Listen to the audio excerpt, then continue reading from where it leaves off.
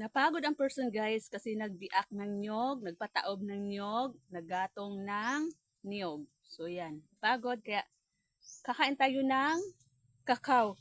My God! Ngayon palang darating yung rescue namin, yung helper namin. Anong petsa na? Tapos na. Tapos na ang laban guys. Tapos saka pa lang siya. Ngayon pa lang siya darating. Tapos na ang laban. Naubos na ni Tres at saka ni Mother yung ayan na oh, ginagatuwa nga na guys. Tapos na yung pagbiak, pagpatiob, patiab, pagpatiab, ano yun? Ayan, tapos nagatong na.